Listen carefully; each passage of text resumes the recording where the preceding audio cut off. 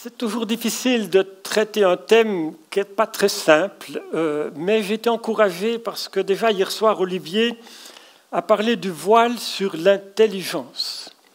Et je vais vous en dire quelque chose, de ce voile sur l'intelligence. On a beaucoup chanté les louanges au Créateur. Et ça m'a encouragé aussi parce que je vous en dirai encore un mot. Et merci à cette équipe de louanges.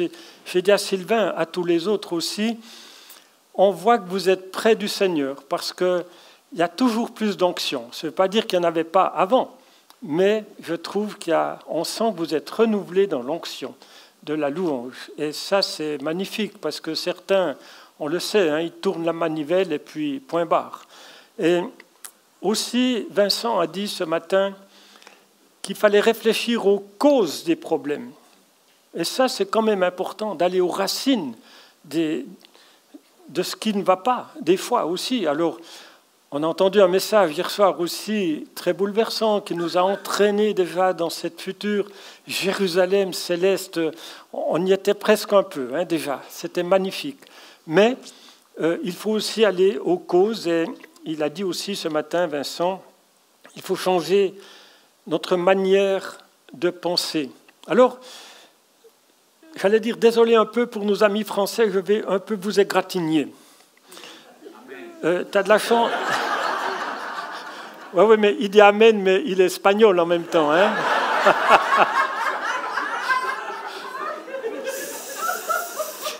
C'est assez facile. Hein.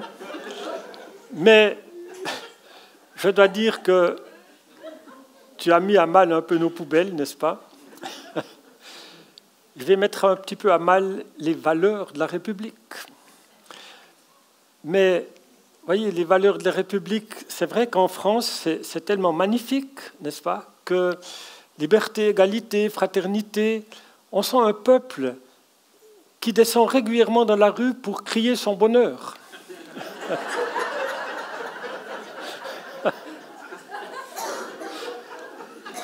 Eh oui. Mais justement, nous devrons travailler un peu ces questions. On a beaucoup parlé de la lumière, n'est-ce pas? Et je vais vous parler aussi des dégâts de la philosophie des Lumières. Alors, j'ai préparé un PowerPoint. J'ai fait un titre savant, comme ça, si vous retenez que le titre, c'est déjà pas mal. Hein, voilà. Mais je parle sérieusement quand même. Les racines de la démonologie sociétale. Je suis convaincu depuis beaucoup de temps que notre société croule sous des démons qui touchent la société, justement. Vous voyez, et ça touche jusqu'au cœur de nos églises évangéliques. Les notions de liberté, c'est quoi la liberté? Le bonheur, justement, c'est quoi le bonheur?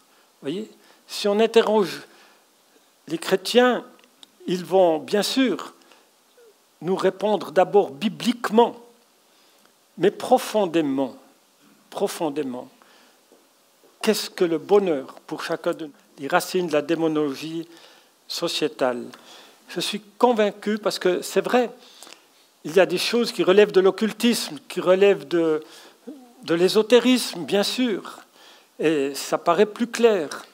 Mais ces notions de société à laquelle même nous, parfois, nous sommes très attachés, des fois je me dis, il faudrait aussi qu'il y ait des délivrances. Alors, hier, on est remonté jusqu'à Yerushalayim, jusqu'à Jérusalem. Aujourd'hui, nous allons remonter jusqu'au Jardin d'Éden. C'est tout près, hein, mais on remonte encore plus loin.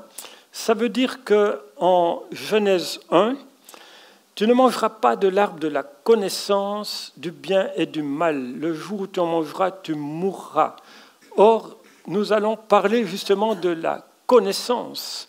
Entre autres, ce mot « dahas » est d'abord un mot qui veut dire discernement. Ça veut dire que c'est différent, même si la racine est la même. Qu'en Genèse 3, 4, le serpent dit à la femme « Vous ne mourrez pas du tout ». Mais Dieu sait que le jour où vous en mangerez, vos yeux s'ouvriront et que vous serez comme des dieux qui connaissent le bien et le mal. Or, Ce mot connaître, d'ailleurs qui est le même utilisé par Dieu, c'est yada, connaître vraiment. Avant, c'est du discernement. Adam et Ève pouvaient discerner qu'il y avait là quelque chose qu'il ne fallait pas toucher.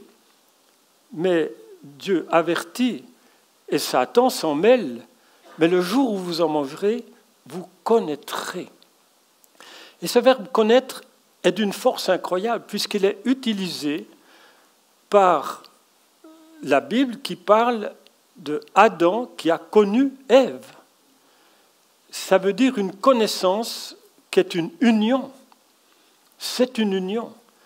Alors, je n'hésite pas à dire qu'à partir de la chute, l'humanité est en union avec Satan.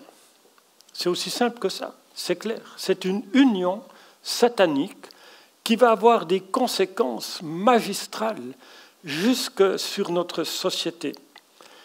Et Dieu, Elohim, on en a parlé hier soir aussi, mais vous deviendrez comme des dieux, c'est le même mot. Et vous voyez qu'il y a vraiment plus qu'une imitation, c'est une vie intérieure, une union avec le monde satanique, avec Satan. D'ailleurs, Jésus l'a dit, vous avez pour père le diable. La Bible a un avantage, c'est qu'elle est claire. Mais c'est tellement clair que les gens n'en veulent presque plus. Mais c'est vraiment, un chat est un chat dans la Bible, point. Vous avez pour père le diable. Et si on poursuit Genèse 3, justement, au niveau de la chute, la femme vit que l'arbre était bon à manger.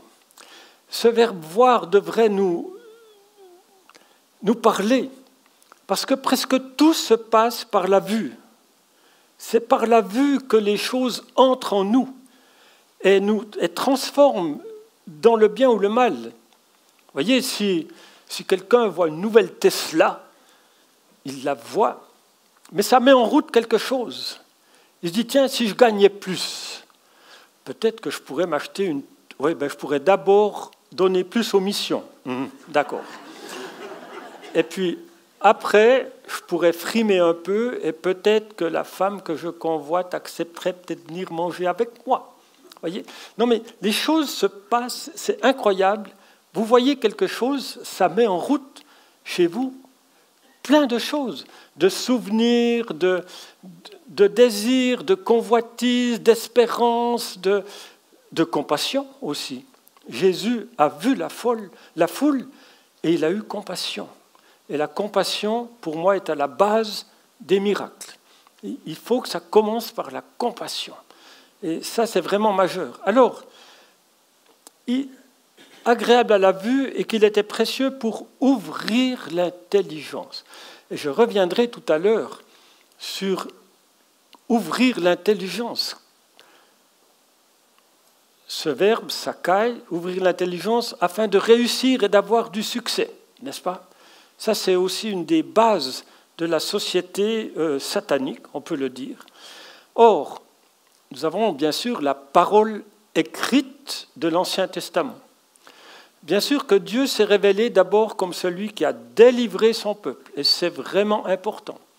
C'est Dieu qui délivre son peuple, mais quand il révèle sa parole, il commence, comme on l'a chanté, au commencement, Dieu créa le ciel et la terre.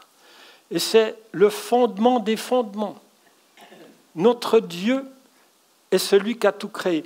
Et dans toute la Bible, il est toujours fait allusion au Dieu créateur.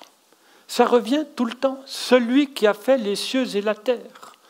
Et David dira, notre secours est dans le nom de l'Éternel, qui a fait les cieux et la terre. Mais aujourd'hui, et je vous dirai pourquoi, on se contente de dire notre secours est dans le nom de l'Éternel, parce qu'on a des doutes sur la question de la création. Au commencement, Dieu créa le ciel et la terre. Il y a un mais. L'intelligence, la réussite, le succès de la chute ont conduit l'ensemble de l'humanité dans les ténèbres. L'ensemble de l'humanité dans les ténèbres. je l'ai dit avant, vous avez pour père le diable. Et ça signifie profondément qu'il y a une union. Et on le verra dans le siècle des Lumières, n'est-ce pas? Le siècle des Lumières, je vais en dire quelques mots. Mais Diderot et d'Alembert ont créé une encyclopédie qui est vaste à n'en plus finir. Mais j'ai envie de dire, c'est la route pour les cyclistes qui vont en enfer. Vous voyez, encyclopédie. C'est... Non, mais je vous promets, vous retiendrez celle-là, les Lumières. La philosophie des Lumières, c'est la route pour les cyclistes qui vont en enfer. Mais en fait, l'encyclopédie, qui est faite de milliards de mots, eh bien, c'est pour montrer que la science, la philosophie, que toutes les connaissances de l'époque sont réunies pour dire que Dieu n'existe pas. Voilà, c'est aussi simple que ça, l'encyclopédie. Je ne dis pas qu'il n'y a rien à prendre. Or, quand je dis le monde des ténèbres, il suffit de relire Ésaïe et l'Écriture, bien sûr, mais Ésaïe 8, 23. Les ténèbres ne régneront pas toujours sur la terre. Ça veut dire qu'ils sont là, mais ils ne régneront pas toujours. Mais vous voyez, comme la Bible est claire et nette, il n'y a pas d'à peu près, il n'y a pas du gris. C'est une chose ou l'autre. Et ce peuple est là dans les ténèbres, et Ésaïe 9.2 reprend: le peuple qui marchait dans les ténèbres a vu se lever une grande lumière sur ceux qui habitaient le pays de l'ombre de la mort, une lumière resplendit. Quand on y pense, c'est extraordinaire. Hier soir, on a entendu aussi cette parole faite chair, Jésus, la lumière du monde. C'est très bouleversant, mais quand on prend encore mieux conscience du monde des ténèbres qui régnait, alors bien sûr, il y a eu quand même toute la vie, on l'a entendu encore ce matin, bien sûr, des prophètes, bien sûr, de Moïse. Il y a eu déjà des parcelles de lumière importantes, mais qui ont été finalement quand même beaucoup rejetées aussi. Et les ténèbres évoquées par Ésaïe ont engendré une humanité démonisée. Et d'ailleurs, les premiers chrétiens dont on chante les louanges avec raison, mais par exemple Tertullien, en l'an 200, parle du baptême par immersion. Il y avait eu des baptêmes d'enfants aussi, mais Tertullien a dit que ça serait préférable d'arrêter. Tertullien, en 200.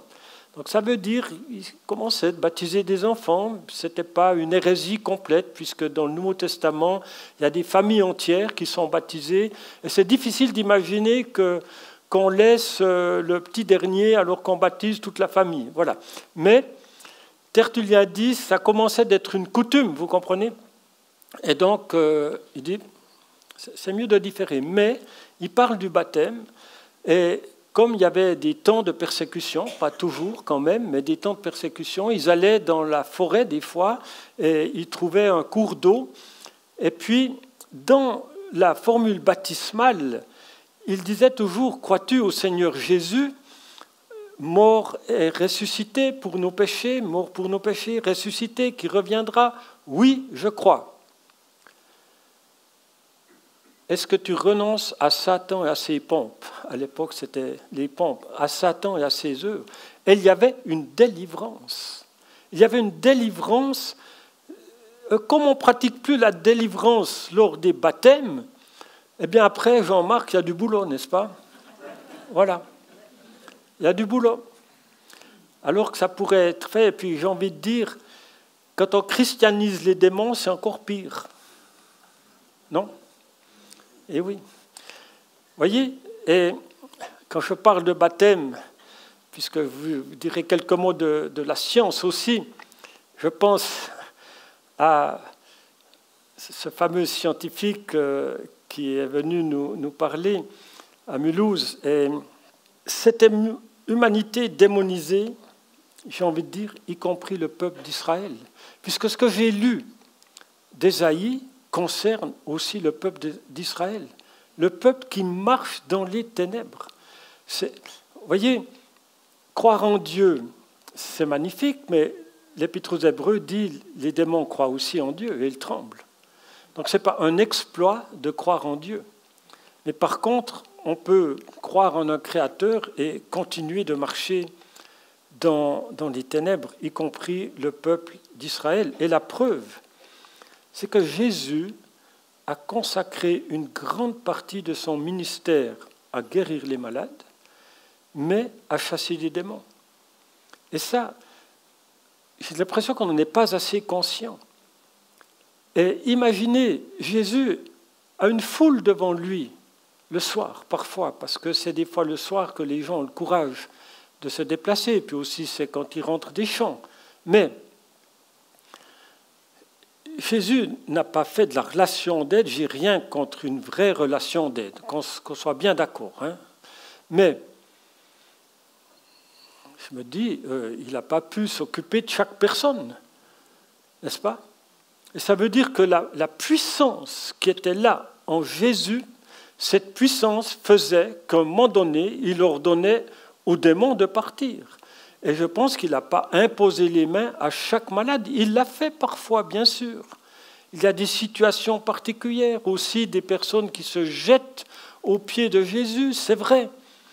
Mais quand il a ces foules, et il a eu des foules et des foules, presque chaque soir, eh bien, il guérit les malades et il chasse les démons. Pourquoi? Parce qu'il y en avait une multitude, parce qu'il avait affaire à une humanité démonisée. C'est aussi simple que cela. Et ça, nous devons le comprendre. La parole créatrice a été faite chair. On l'a rappelé hier soir. Et c'était très touchant par notre frère Olivier qui disait, mais en entrant par la porte de Jaffa, et c'est vrai que c'est aussi profondément dans mon cœur. J'ai eu le privilège d'aller 7 fois en Israël, dans le détail, j'ai rôdé partout. Et même une fois, à 4 heures du matin, je suis allé au jardin des Oliviers. Et j'étais à genoux en prière. Je m'appelle Pierre, il y a un coq qui a chanté.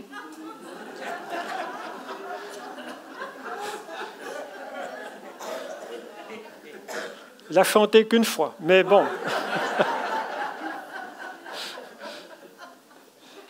Et je ne sais pas si vous savez, vous qui aimez, qui connaissez Israël, qu'il y a dans la vieille ville des sentiers sur les toits et qu'on peut circuler sur les sentiers sans descendre. On arrive toujours, à un moment donné, il y a un petit pont quelque part, et je logeais là dans la vieille ville, mais j'allais des fois la nuit prier avec mes amis juifs au mur, et je passais par les toits. Aujourd'hui, ça serait compliqué.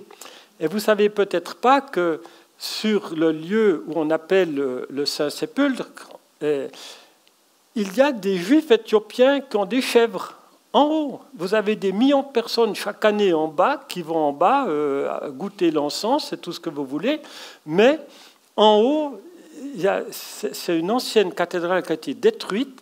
Il y a de la terre, de l'herbe, ils font du feu de bois et ils ont des chèvres. Et ça, on le découvre que sur les sentiers qui sont là-haut. La parole faite chair. Ça a été rappelé hier soir. C'est très bouleversant que Dieu vienne, et en plus, dans une naissance humaine. Ça nous dépasse, n'est-ce pas? Ça nous dépasse de penser que Jésus, bien sûr, a renoncé à être Dieu. Et il n'a pas joué à être Dieu, il a renoncé, tout en étant sans péché. C'est un mystère qui nous bénit à n'en plus finir. À n'en plus finir. Et quand il dit « vivez comme moi », il nous prend au sérieux. Ça veut dire qu'il a dû chercher la volonté de Dieu. Il a dû chercher qu'est-ce qu'en pensait son Père. Comment son Père travaillait dans les cieux pour qu'il puisse l'accomplir sur la terre. Quand j'ai compris que Dieu travaillait, moi, ça m'a donné quand même un peu de repos. Non pas pour faire moins, mais je me dis, comment tu travailles dans mon quartier? Comment tu travailles dans ce que j'entreprends? Parce que j'ai envie de le faire sur la terre. Notre Dieu travaille, c'est Jésus qui l'a dit. C'est magnifique. Et donc, dans Jean 1, vous voyez, Jean, il reprend dans ce premier chapitre, « Au commencement était la parole ». Donc vous avez la Genèse, au commencement, Dieu créa. Vous avez Jean 1, au commencement. Et puis dans 1 Jean, il reprend ce qui était dès le commencement, je vais vous l'apporter. Ce que nous avons vu, que nous avons touché.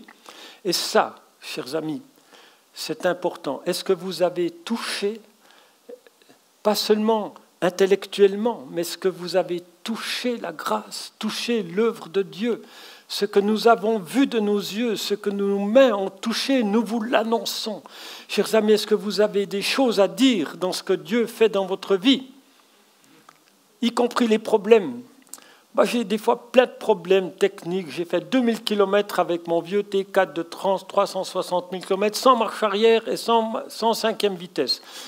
Mais il est quand même dit, allez toujours en avant, n'est-ce pas? C'est une manière de conduire. Hein. On apprend à conduire sans marche arrière. Il n'y a pas de problème. On ne s'arrête pas n'importe où. La lumière, lui, dans les ténèbres, chers amis. Voyez, la lumière, lui, dans les ténèbres.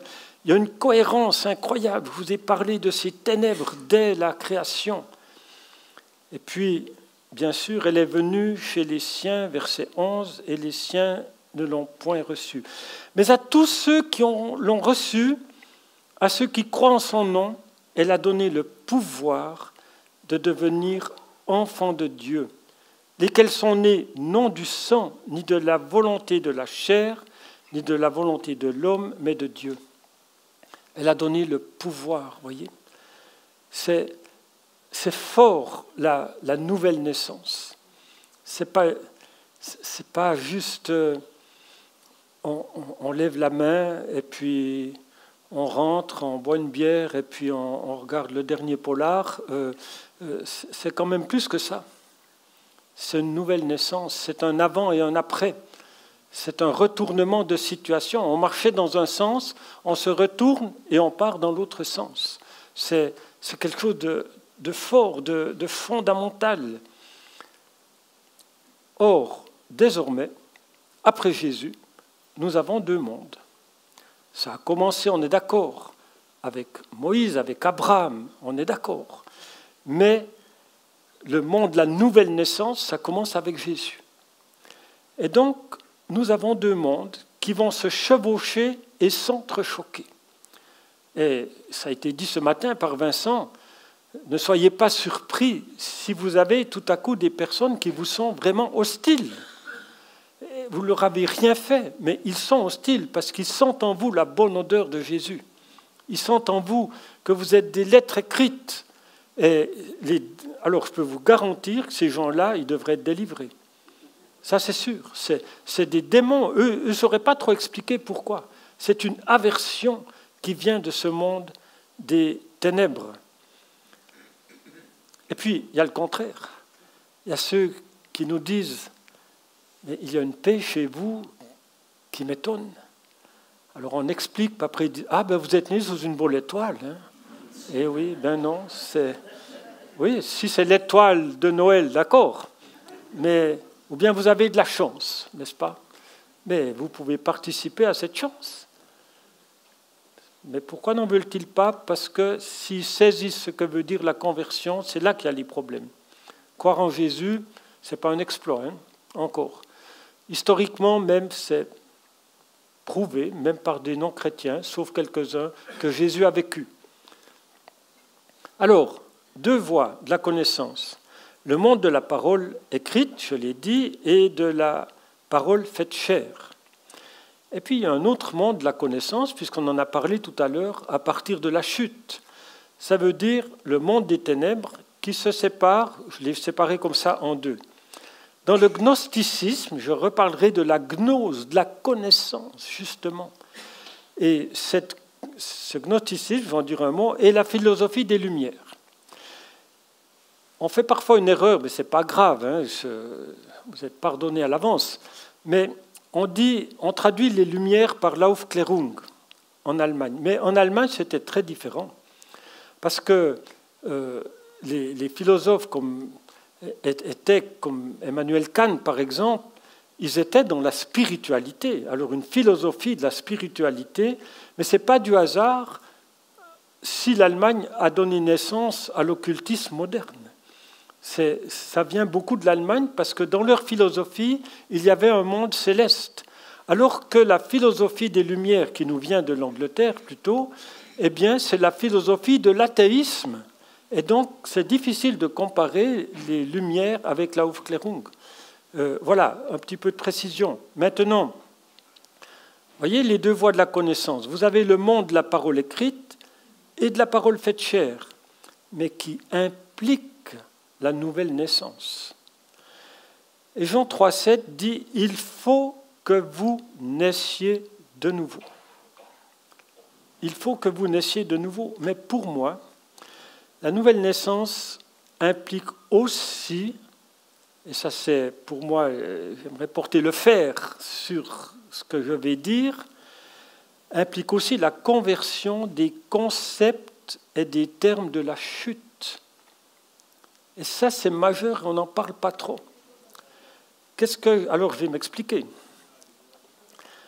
Il faut commencer par le concept de la connaissance, justement, puisque la connaissance de la chute a donné ce monde des ténèbres. Donc, en Christ, dans sa parole, dans la nouvelle naissance, il faut revisiter ces mots et leur donner un contenu qui soit un contenu qui vienne du Seigneur et de sa parole écrite et de sa parole faite chair et vivante.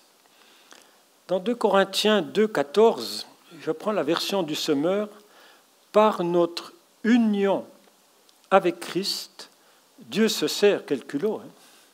Par notre union avec Christ, Dieu, mais quelle bénédiction, Dieu se sert de nous pour répandre en tout lieu comme un parfum la connaissance du Christ. C'est bouleversant, vous voyez, on retrouve ce mot union. Je vous ai dit, la chute, c'est une union avec Satan. Et maintenant, voilà que nous pouvons avoir une union avec Christ. Mais vous voyez, ce mot union, c'est extrêmement fort. Et on reprend ce mot de la connaissance, comme j'en ai parlé d'Adam qui connut Ève. J'allais dire, j'aime pas trop le mot fusion avec Christ, on se comprend. Mais c'est une union qui concerne tout notre être. Tout notre être. D'ailleurs, quand je dis tout notre être, vous savez, on prie des fois selon le modèle du tabernacle. C'est bien, notre Père, merci, super. Alors tu as bien fait de dire que pour certains, c'était devenu une habitude, et puis pour d'autres, c'est presque un péché de dire notre Père, parce qu'ils disent, oui, mais ça c'est la ritournelle, non? Mais une fois une paroissienne, en sortant du culte, elle me dit « C'était pas un culte, vous n'avez pas dit notre Père. » Bon, ben voilà, c'était pas un culte, mais on se rattrapera la fois suivante, n'est-ce pas? Voilà. Mais ça veut dire que, vous voyez, on dit des fois, voilà, c'est bien de prier selon le parcours du tabernacle. Comme je dirais, le Notre Père peut être dit comme on l'a fait ce matin, et c'est super, et puis on peut s'y arrêter. Notre Père, parce que vous savez qu'il y a avec humour certains qui imitent ceux qui disent notre Père. Voilà, c'est le moment. Notre Père qui est au ciel, oui. Ah, mais je ne te parle pas. Je dis le Notre Père. Ah bon, ben continue. Vous voyez, et puis Dieu intervient à tout moment, puis celui qui dit, mais arrête, moi je dis le Notre Père, pourquoi tu prends la parole? Vous voyez? Mais on peut dire notre Père qui est aux cieux, que ton nom soit sanctifié dans ma vie, dans mon quartier, dans notre église, que ton nom, vous voyez, vous pouvez vous arrêter, que ton nom soit sanctifié, que ton règne vienne, que ta volonté soit faite. Donne-nous notre pain quotidien, comme tu l'as dit ce matin. Voilà. Et or, certains prient avec le modèle du tabernacle. C'est très bien aussi. Mais il y a un problème. Quand ils passent vers l'autel, ils disent « Seigneur, merci beaucoup d'avoir donné ta vie pour moi ». Puis le Seigneur, qui est assis ou debout à la droite du Père, parce qu'il s'est levé quand Étienne a subi le martyre, des fois je me demande s'il a pu se rasseoir, s'il se lève chaque fois qu'un de ses enfants est persécuté. Or, on passe vers l'autel, on dit « Merci Seigneur pour ton sacrifice, merci pour la victime ». Le Seigneur répond « Mais l'animal c'est toi, pardon. Mais l'animal c'est toi. Tu n'as pas lu Romains 12 ? Offrez vos vies comme un sacrifice vivant, saint et agréable. C'est nous qui devons aller sur l'autel, chers amis, corps, âme et esprit. Mais ça, on n'en parle pas beaucoup. J'ai beau lire depuis des années sur mon téléphone portable le verset du jour, ou même sur mon petit calendrier qui est magnifique. On ne dit jamais qu'il faut offrir sa vie. On dit toujours des belles promesses qui sont bibliques, c'est vrai. Mais offrir sa vie, corps, âme et esprit, chers amis. La connaissance, voyez, gnosis, nous y voilà. Connaissance de la science, de la sagesse. Alors, soit l'union avec le monde des ténèbres, on en a parlé, philosophie des Lumières, le gnosticisme, qui a donné naissance, le gnosticisme, vous voyez, il y a comme deux mondes dans les ténèbres. Il y a le monde de la spiritualité, qui commence déjà avec des philosophes grecs, et qui donne naissance aux sociétés secrètes, les Templiers, les francs-maçons, le Nouvel Âge et consorts. Toute cette lignée vient en fait, bien sûr, du monde des ténèbres dont on a parlé, mais pourquoi ? Parce que les gnostiques, ils ont vu que les chrétiens avaient quelque chose qui les attirait. Ils ne savaient pas que c'était une union avec Christ, mais ils disaient... Ils vivent quelque chose, mais ils sont en relation avec les cieux. Et comme ils ne voulaient pas de Jésus, ils ont créé la même chose, avec des formules secrètes, avec des incantations et toutes ces choses, voyez, dans le gnosticisme. Et puis de l'autre côté, il y a la philosophie de l'athéisme, qui est la philosophie, en gros, de notre société. Et union avec Christ, voilà, c'est l'autre pendant. J'ai dit, souvenez-vous, on a dit ouvrir l'intelligence. Vous voyez, Satan a dit, mais le jour où vous en mangerez, vos yeux s'ouvriront. Or, cela est repris en Luc 24, 45. Jésus dit, Jésus leur ouvrit l'intelligence afin qu'ils comprennent les Écritures. Or, ce mot ouvrir est phénoménal, dianoïko. Il est utilisé uniquement, et normalement, à part ici dans l'Écriture, puis peut-être dans d'autres écrits, peut-être aussi, mais c'est utilisé pour l'enfant qui ouvre le sein maternel pour venir au monde. Mais c'est bouleversant. Ça nous parle de la nouvelle naissance et d'une intelligence qui doit être non pas sanctifié, mais passer par une nouvelle naissance, passer littéralement par un changement radical. Et si on comprenait ça, jusque dans nos églises chrétiennes, il y a des choses qui changeraient, chers amis. Jésus leur ouvrit l'intelligence. L'intelligence, on retrouve ce nous grec qui a été inventé par les Grecs, qui était une sorte d'intelligence créatrice. Or, je le barre. Pourquoi ? Parce que Paul, aux Philippiens, est très clair. Quand il dit « Mais j'ai tout considéré comme de la boue ». Et Paul avait une connaissance phénoménale en philosophie, dans tous les domaines. Mais lui a passé justement par ce dianoïgo. Il a compris cela, qu'il pouvait quelque part rien retirer, sauf si le Seigneur allait s'en servir. Béni soit Dieu pour des personnes qui se servent de leur cerveau, bien sûr, mais avec le Seigneur. Et Paul a utilisé ses connaissances de philosophie, parce qu'à Athènes, quand il est avec les philosophes, qu'est-ce qu'il dit ? Il dit, en Dieu, nous avons le mouvement et l'être. Et je pourrais parler longtemps du mouvement. Les Grecs étaient très attaché, qui a créé le mouvement des atomes pour qu'ils se mettent ensemble et créent tout ce qui existe dans le ciel et sur la terre. Et Paul, en un coup, il dit, voilà, en Dieu nous avons la vie, le mouvement est l'être. Voilà, au revoir, bonne nuit. C'est comme ça, c'est pas autrement. Et c'est magnifique. Mais Paul parle justement du bien suprême. Et son bien suprême, c'est la connaissance de Jésus-Christ. Vous voyez, comme tout se tient, comme tout est en harmonie dans la parole de Dieu. Cette connaissance qui doit passer par cette nouvelle naissance. Et Paul parle de ce bien suprême. C'est quoi le bien suprême, vous voyez, pour vous? Quand je dis qu'on doit revoir quand même certains concepts, c'est quoi le bien pour vous? Qu'est-ce que le bien? Quand vous réfléchissez profondément, c'est quoi le bien pour moi? C'est quoi le bien? C'est quoi le bonheur? C'est quoi la liberté? C'est quoi la liberté?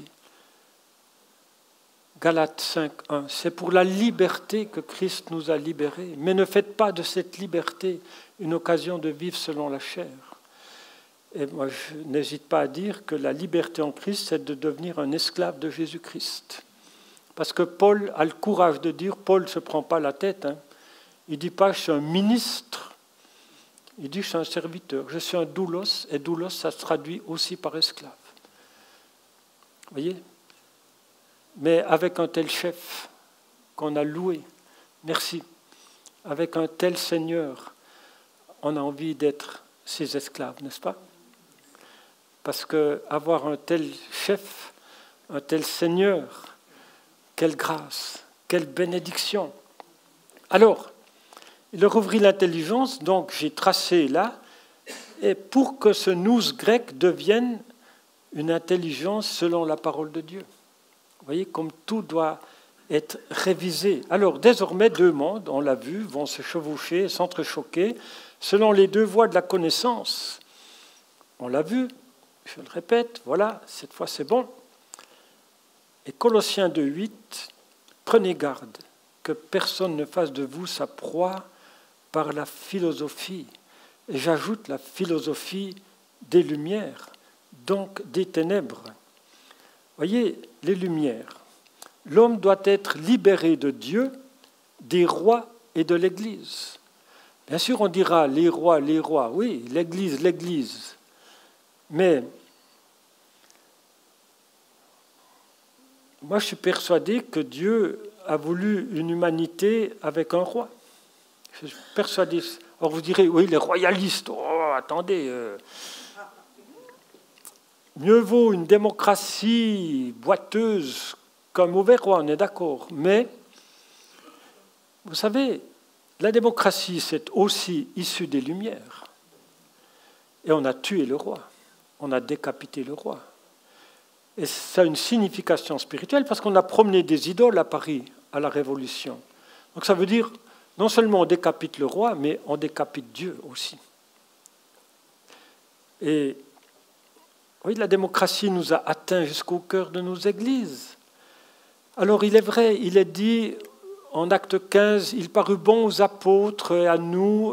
Voilà, c'est vrai, on peut avoir une bonne discussion, on peut se mettre d'accord autour d'une table, on peut discuter bien sûr, mais est-ce qu'il y a encore de la place pour les prophètes?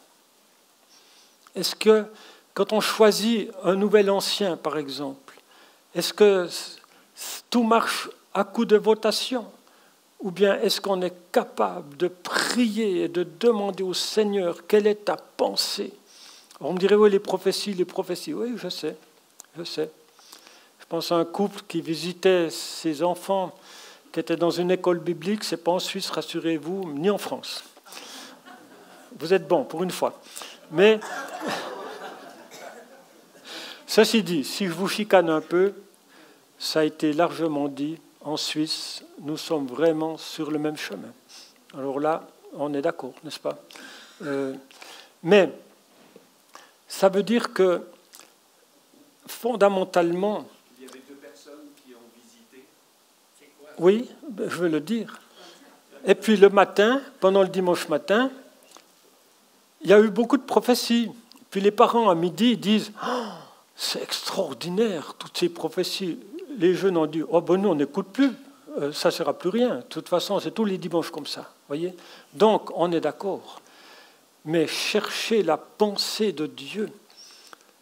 Cherchez la pensée de Dieu. Quelle est ta pensée? Et peut-être qu'un prophète se lèvera et c'est lui qui aura raison, même si tous les autres pensaient peut-être différemment. Voyez. On a parlé de David. Hein. Eh bien, Samuel, il s'est pris un peu les pieds dans le tapis à un moment donné. Hein. Ça veut dire, ben, ça doit être celui-là. Il est beau, il est grand. Waouh! Surtout qu'ils avaient un peu l'ennui de Saül. Hein. Et puis, ben non. Mais tu n'en as pas d'autres? Oui, oui, il y a le petit au champ, là, bien sûr. Hein, tu as déjà entendu ça, Jean-Marc? Hein? Eh oui. Eh oui. Mais je t'ai aussi dit que pour moi, tu es un docteur de la parole. Oui, oui, je le dis. Oui. Alors, l'homme doit être libéré de Dieu, des rois de l'Église. Les Lumières veulent fonder l'homme idéal. Ce sera le citoyen, l'homme citoyen, l'homme Dieu. Je prends des choses qui ont été écrites, hein. Je ne les invente pas. Une société idéale par la religion républicaine. Et nous sommes au cœur de la laïcité, chers amis. Mais la laïcité, c'est pour ça que Vincent Payon, qui a été ministre de l'Éducation chez vous, qui a été jusqu'au Conseil, enfin à l'Europe, député européen, il a voulu, et c'est réalisé, puisque mes petits-enfants habitent Paris, que les enfants soient scolarisés à l'âge de 3 ans, n'est-ce pas? Pourquoi? Il l'a dit en toutes lettres, Vincent Payon. Il faut éradiquer les églises. Il a écrit ça en toutes lettres, dans un livre qui s'appelle « La révolution n'est pas terminée ». Il faut éradiquer les églises afin qu'advienne la religion de la laïcité. Il l'a dit en toutes lettres. Oui, la religion de la laïcité fondée sur l'athéisme des Lumières. Voilà les valeurs de la République, chers amis. Mais je ne critique pas tout, vous comprenez? On se comprend bien, n'est-ce pas? Mais quand votre cher Manu national veut que les valeurs de la République soient proclamées dans le monde entier, j'ai envie de dire, mais essayez d'ouvrir les yeux sur la décadence de votre société et vous verrez le résultat des Lumières. Vous n'allez pas vers la lumière, vous allez toujours plus dans les ténèbres. Mais nous, avec eux, on se comprend. Notre société est malheureusement parfois jusqu'au cœur. L'athéisme fondé, et je vais terminer par là, c'est bientôt prêt, rassurez-vous. Encore un petit peu de temps. Oui. Alors, l'athéisme fondé scientifiquement par la théorie de l'évolution de Charles Darwin. Ça, il faut le savoir. Même des scientifiques athées, des philosophes athées ont dit qu'il nous manquait une théorie scientifique pour démontrer l'athéisme. Les choses sont claires, sont nettes.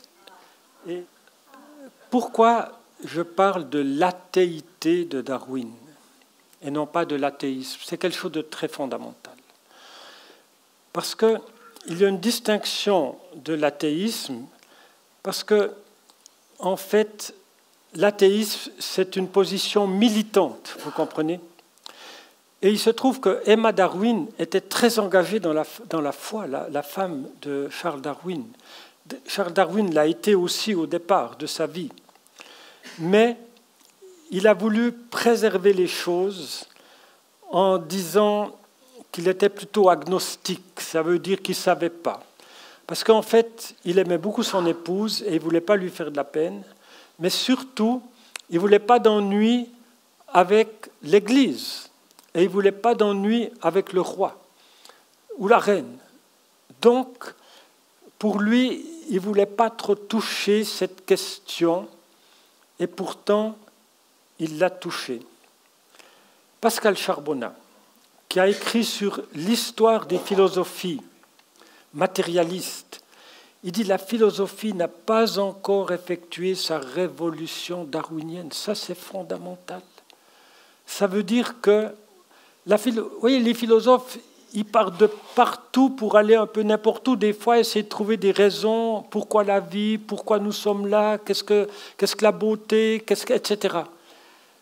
Et là, il dit, comme un prophète, la philosophie devra passer par la révolution darwinienne. Quelle est cette révolution? Darwin a écrit, j'ai mis des années pour savoir si c'était vrai, parce que je n'ai pas le droit de proclamer des choses qui ne sont pas. Et j'ai couru après cette référence pendant plusieurs années. J'ai remué toute l'Europe, ou presque. Il a écrit « Le vrai matérialisme fait de Dieu une impossibilité ». Donc, il est matérialiste, évidemment. Il n'est pas en train de décrire d'autres philosophes. Le vrai matérialisme fait de Dieu une impossibilité, de la révélation une vue de l'esprit et de la vie future une absurdité. Charles Darwin, en 1879. Et c'est justement dans ce que Patrick Thor, dont je vais vous dire un mot, lui, il parle de l'athéité de Darwin parce qu'il n'était pas militant pour que tout le monde devienne athée. Mais il l'est devenu à cause de sa théorie de l'évolution. Les choses sont absolument claires. Et c'est entre autres dans un livre comme celui-ci, sous Guillaume Lecointre, ça te dit quelque chose, mon cher Vincent, Guillaume Lecointre. Ce sont des personnages très influents en France et dans l'Europe et presque le monde entier au niveau scientifique qui tiennent le Muséum national, qui tiennent Arte, qui tiennent des universités. Et eux sont des militants pour l'athéisme. Ils veulent en finir avec le judéo-christianisme. Ils le disent et ils l'écrivent. Et ça fait partie de cette résolution 1580. Or, sous la direction de Guillaume Lecointre et de Patrick Thor, eh bien, dans ce livre, on découvre effectivement que Charles Darwin a effectivement écrit dans ses carnets ce que je viens de vous lire et dans ses lettres personnelles. Or, au décès de Darwin, Emma Darwin a fait enlever de ses carnets, de ses notes, cet aspect de l'athéisme, qu'on dit maintenant athéité de Darwin. Et Dora Barlow, sa petite fille, juste avant l'an 2000, dans une nouvelle édition, elle a remis la vérité. Donc maintenant, dans les éditions françaises, on trouve la vérité sur le cheminement de Darwin depuis sa foi jusqu'à l'athéité complète. Or, Patrick Thor, c'est vraiment l'apôtre de Darwin. C'est celui qui parcourt le monde entier et dans les universités les plus prestigieuses, invité en Chine, en Russie, partout, pour parler de Darwin. Et lui, il est fondamentalement, d'ailleurs il s'habille comme Darwin. Et là où je l'ai visité, alors lui a écrit « Aucun scientifique rigoureux ne contestera le fait que la vie soit une possibilité réalisée de la matière, matière qui devient dès lors absurde de considérer comme essentiellement ou primitivement non vivante. » Ça veut dire que pour ces scientifiques-là, et ils sont nombreux, et ils veulent en finir avec le judéo-christianisme, pour eux c'est clair, arrêtez de chercher l'origine de la vie. Vous faites quoi? La vie est dans les atomes. Arrêtez d'aller sur Mars, arrêtez d'aller partout. La vie fait partie des atomes. Donc, il n'y a peu besoin de philosophie, vous comprenez? La science a pu tout résoudre. Et il y a une prophétie chez vous, Edmé et Jean-Marc, mais il y a bien des années. Ce n'était pas Hervé, c'est un frère qui nous visitait, Eugène May. Il ne me connaissait pas du tout. Et il a dit, un jour, tu rencontreras des personnes, entre guillemets, importantes. C'est une histoire à dormir debout. Pourquoi? Je suis arrivé dans ce beau village de France, sonné à une porte, je voulais visiter le musée, pas le musée, mais le centre mondial de l'évolutionnisme, et qui répond, je le connaissais par ces livres que j'ai lus, c'est Patrick Thor en personne. Alors, il vit, il a la verroterie, il a les meubles, à part ses livres, il en écrit un de 500 pages par année, Mais Dieu m'a dit, tais-toi, écoute-le. Et j'ai trouvé un gentilhomme. J'ai trouvé un homme magnifique qui m'a parlé de Charles Darwin avec un amour qui me faisait penser à notre amour pour la parole de Dieu. Il prenait un livre de Darwin, il disait, je relis chaque soir un passage. Il connaît toutes ses lettres, tous ses écrits, et j'en apprends toujours plus. Et j'ai trouvé là un homme, ça m'a beaucoup parlé, je prie pour lui bien souvent. Et puis surtout, il a partagé avec moi ses soucis de santé. Vous voyez, ceux qui sont, entre guillemets, des fois un peu nos ennemis, on se comprend dans la foi. Mais ce sont des hommes qui ont besoin de la grâce, qui ont besoin d'être écoutés. Et donc, je me suis dit, est-ce qu'on aime autant notre Seigneur ? Est-ce qu'on aime autant sa parole ? Est-ce qu'on aime autant ce qu'il nous a écrit ? Vous savez, Jésus, c'est la parole faite chair. Ta parole est la vérité, Jean 17, 17. Sanctifie-nous par ta vérité. Arrêtez de lutter contre le péché. Fréquentez la parole de Dieu.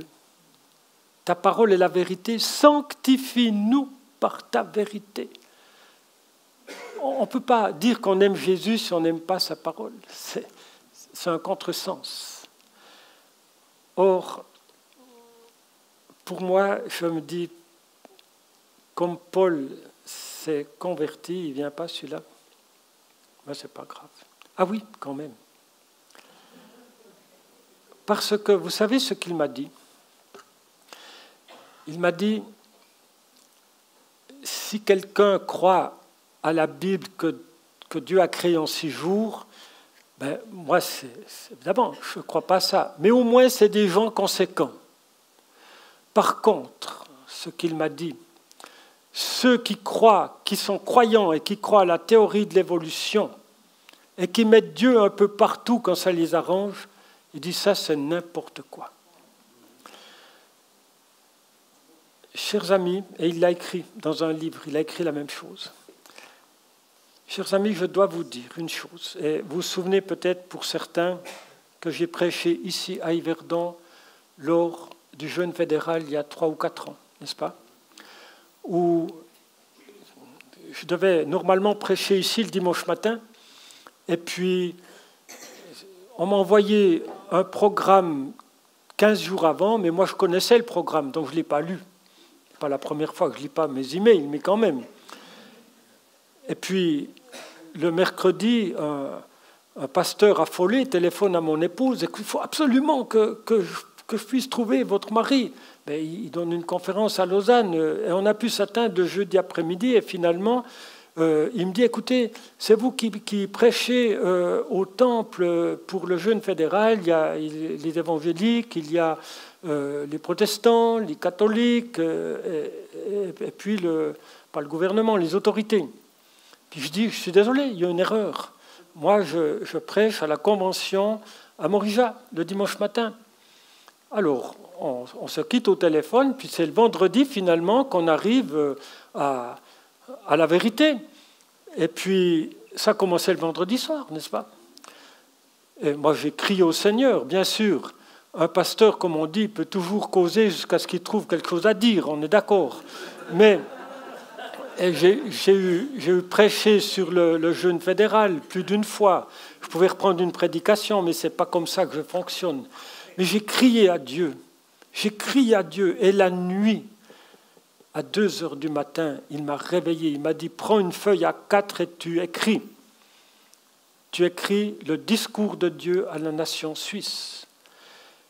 Et il m'a dit, tu commences par lire Romains 1, toute la liste des catastrophes morales. Et j'ai dit, mais Seigneur, tu sais qu'il y aura dans l'Assemblée au moins un pasteur homosexuel ? Oui, je sais. Ou bien comme quelqu'un m'a dit, ah ben je l'apprends, mais enfin c'est quand même triste. Mais il m'a dit, je vais t'aider à développer ça. comment est-ce qu'il m'a conduit? Pourquoi est-ce qu'il y a tous ces péchés? Pourquoi? Parce que le peuple est devenu idolâtre. Et pourquoi est-il devenu idolâtre? Parce qu'il n'a pas reconnu Dieu dans sa création. Moi, j'aimerais vous dire, quand même sérieusement, le 80% au moins des croyants évangéliques sont attachés à la théorie de l'évolution. Pourquoi? Parce qu'ils ont été formatés dès leur enfance dans ce sens-là. Ils ont été formatés, ils ne peuvent plus penser autrement. Ils ne peuvent plus penser autrement. Et des fois, ils n'ont même pas envie parce qu'ils trouvent que c'est stupide que la création ait lieu en 6 jours et récemment. Mais ils ne réfléchissent pas trop. Parce qu'il faut aussi éliminer le déluge. Parce que ce n'est pas possible qu'on recommence avec 8 personnes il y a quelques milliers d'années. Puisqu'il a fallu des millions pour en arriver à notre humanité, ce n'est pas possible qu'on recommence avec 8. Même si c'était 10 ou 12 000 ans en arrière, ce n'est pas possible. Donc le déluge devient une inondation locale entre le Tigre et l'Euphrate. Et puis évidemment le soleil de Josué, ce n'est pas possible que ça s'arrête. On ne peut pas arrêter le cosmos comme ça, vous voyez. Et on tombe de... Et maintenant même, on en arrive jusque parfois dans nos écoles bibliques et dans nos facultés de théologie à dire qu'Adam et Ève, ça ne peut pas être un couple, ce n'est pas possible. Ça ne tient pas la route. On ne sait pas où mettre ça dans la théorie de l'évolution. Donc, on réduit à une humanité de 30 000, 40 000 personnes entre 40 000 et 200 000 ans. Et puis, la chute, ça devient quoi, la chute? Eh bien, la chute, c'est que Dieu a voulu mettre son esprit dans ces 30 à 40 000 personnes. Et je vous dis des choses qui s'enseignent en faculté de théologie évangélique. Et puis alors l'humanité, ils n'étaient pas d'accord avec cet esprit qui leur tombait dessus. Et c'est la chute.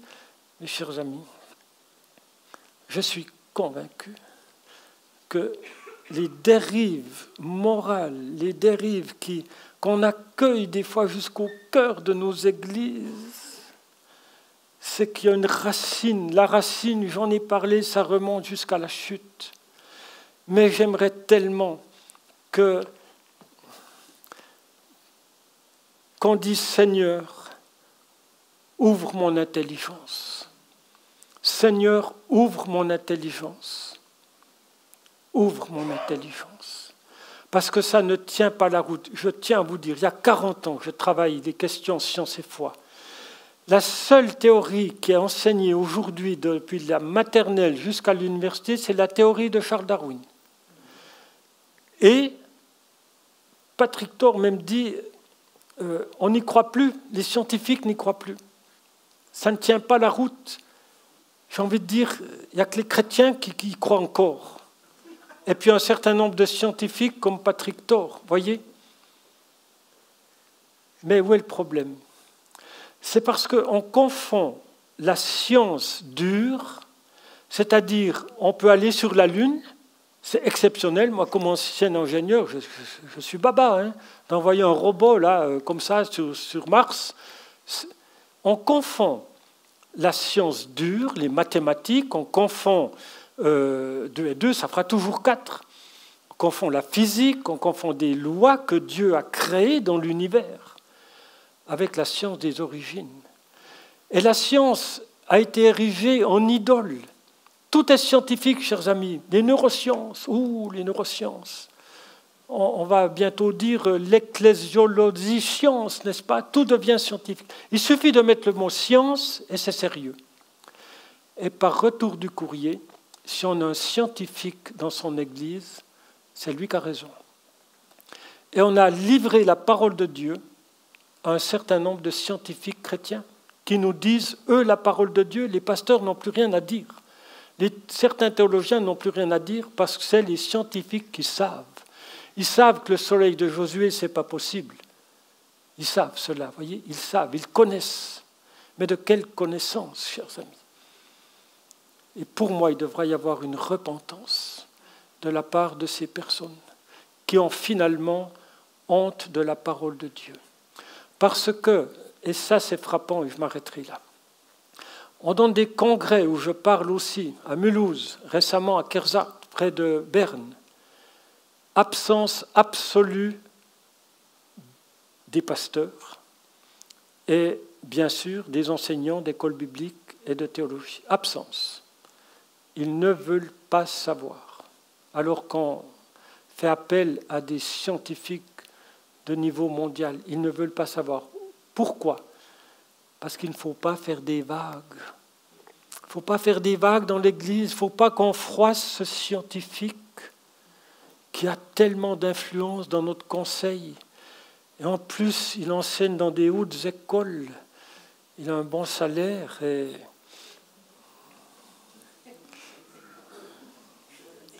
vous voyez, c'est très subtil. On ne veut pas se mettre à... Or, on ne fait pas des vagues. Mes chers amis, est-ce que ce n'est pas le temps de revenir à la parole de Dieu ? N'ayez pas honte de la parole de Dieu. N'ayez pas honte de la parole. Parce que ce n'est pas possible que le Seigneur ait écrit une parole qui soit fausse. Alors on dit, oui, mais c'est un genre littéraire. Mais s'il vous plaît, qu'est-ce que je dois dire à mes amis pygmées qui apprennent à lire pour lire la parole de Dieu ? Je dois leur dire, écoutez, ne lisez pas la Genèse, parce que c'est écrit comme ça, mais ça ne veut pas dire ça. Et maintenant, même on écrit sur l'Apocalypse que c'est que des symboles. Tu dis, attendez, alors il reste quoi de la parole de Dieu ? Le psaume 23, oui, bien sûr. Mais moi, j'ai vu des gens à Madagascar qui apprenaient à lire pour lire la parole de Dieu. Il faut aller leur dire que ce qui est écrit, ce n'est pas juste. Il m'arrive de dire, si le Seigneur devait me dire un jour, eh bien non, ça ne voulait pas dire ça, je dis, ben, tu es responsable. Voilà. Tu m'as dit de croire, j'ai cru. Mais en plus, il y a 40 ou 50 ans, chers amis, c'est vraiment par la foi qu'on croyait. Mais maintenant, j'en dire, il faut beaucoup de foi pour croire qu'une première cellule est devenue vivante, puis a créé des petites bestioles, puis des plus grandes, puis des petits poissons, puis des oiseaux, puis des mammifères, et finalement l'homme. Mais c'est une folie incroyable. C'est contre le bon sens. Et je dis à ces personnes qui croient encore à cette théorie de l'évolution, mais les nouveaux cieux, la nouvelle terre, est-ce qu'il faudra des milliards d'années ? Et puis Dieu a créé les poissons en un instant, on en a parlé, n'est-ce pas ? C'est fabuleux. On mange des poissons quand on mettait dans l'eau. On mange du pain, mais il n'y avait pas de seigle, il n'y avait pas de blé. Alors, on croit ça, et puis on ne croit pas que Dieu a pu tout créer en quelques jours. C'est terrible. Nous avons besoin que notre connaissance de la chute, nous avons besoin que notre intelligence passe par une conversion. Il leur ouvrit l'intelligence. Alors, j'ai demandé à mes chers amis de finir la réunion.